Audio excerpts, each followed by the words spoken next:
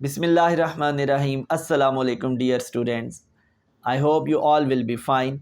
Student, आज का topic बहुत इंपॉर्टेंट है। आज हमने प्रेशर और स्ट्रेस के दरमियान डिफरेंस और सिमिलैरिटी, इन दोनों को हमने डिस्कस करना है। तो स्टूडेंट, सबसे पहले प्रेशर की डेफिनेशन पढ़ लेते हैं। Pressure is defined as force acting normally per unit area is called pressure. Okay, formula क्या हुआ फिर, यानी कि इसमें दो चीज़ें हैं, फोर्स एंड यूनिट एरिया, मतलब फोर्स है और एरिया है। तो फॉर्मूला फिर क्या बनेगा, प्रेशर का फोर्स ओवर एरिया, यानी किसी भी यूनिट एरिया पे जितनी फोर्स लग रही है वो क्या बिल्ड करेगी, वो प्रेशर बिल्डअप करेगी। ठीक है, वो प्रेशर कहलाएगी। तो फ़र्ज़ कर लें कि आपके पास ये एक क्यूब है, इसकी एक सरफेस मैंने रेड कलर में शो की हुई है। वैसे तो इसकी ये भी एक सरफेस है, ये भी सरफेस है। तो मैंने ये वाली एक सरफेस जिसको मैंने रेड कलर से शो किया हुआ है, ये आप सरफेस इमेजिन करें और इस सरफेस के ऊपर एक फोर्स एक्ट कर रही है।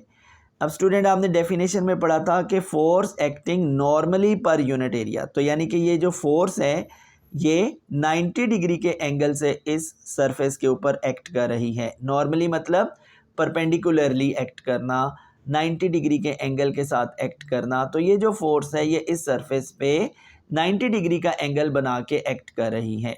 लिहाजा यहाँ पर इस फोर्स की वजह से क्या होगा, प्रेशर होगा। तो फिर प्रेशर का फॉर्मूला क्या है, P is equal to F over A. Student, आप जानते हैं फोर्स का यूनिट क्या है, न्यूटन, और एरिया का यूनिट स्क्वायर मीटर होता है।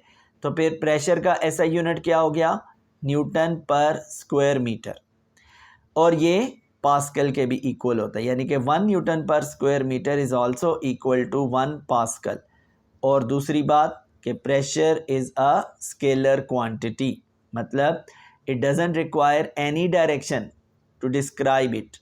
स्केलर वही होता है ना कि जिसको डिस्क्राइब करने के लिए डायरेक्शन की ज़रूरत नहीं पड़ती है, वो विदाउट डायरेक्शन ही डिस्क्राइब किया जा सकता है।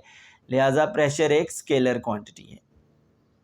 ठीक है, तो अब चलते हैं स्ट्रेस की तरफ। स्ट्रेस क्या चीज़ है?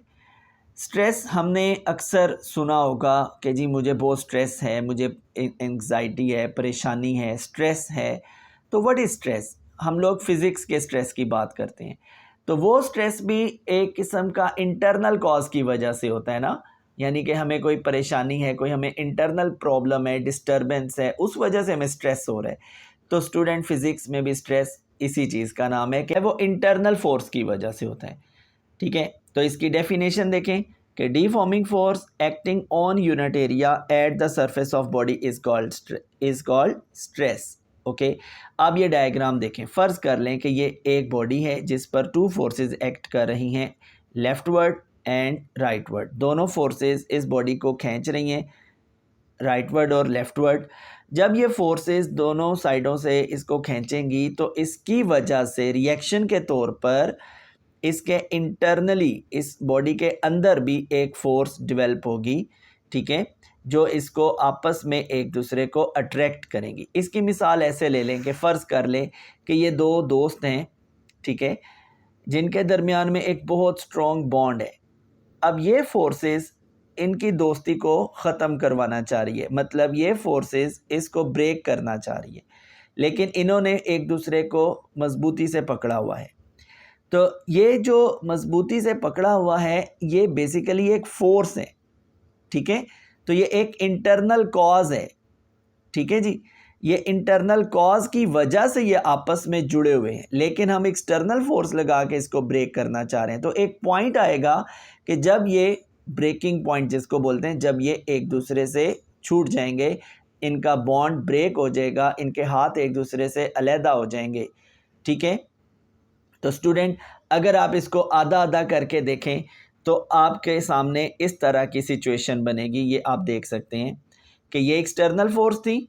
ठीक है, तो ये जो फोर्स है इसको मैंने इंटरनली शो किया, आधा करके आपको दिखा रहा हूँ कि ये फोर्स जो इंटरनल कॉज की वजह से एक्ट कर रही है एक यूनिट एरिया पे, इसको बोलते हैं स्ट्रेस।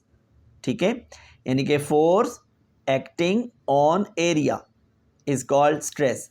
तो फॉर्मूला तो वैसा ही है जैसे का प्रेशर का फॉर्मूला था। तो फ़र्क क्या है, फ़र्क ये है कि जो प्रेशर है वो एक्सटर्नल कॉज की वजह से होता है, यानी कि एक्सटर्नली फोर्स एक्ट कर रही होती है, जबकि जो स्ट्रेस होता है वो इंटरनली फोर्स की वजह से होता है, यानी कि वो इंटरनली कॉज होता है, वो इंटरनल सरफेस पे लग रही होती है, जैसे कि आप देख सकते हैं यहाँ पे।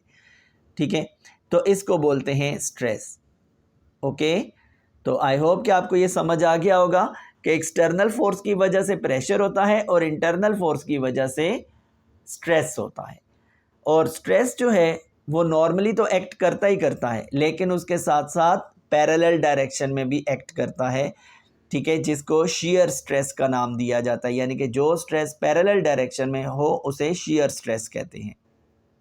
ओके, तो फॉर्मूला इसका वही होगा, stress is equal to force over area, और इसका एसआई यूनिट क्या होगा, न्यूटन पर स्क्वायर मीटर। ठीक है स्टूडेंट, तो ये आपके सामने प्रेशर और स्ट्रेस का मैंने कंपैरिजन किया। आई होप आपको समझ आ गया होगा। अगर कोई प्रॉब्लम हो तो ज़रूर पूछिएगा। Thank you so much student. अल्लाह हाफिज़।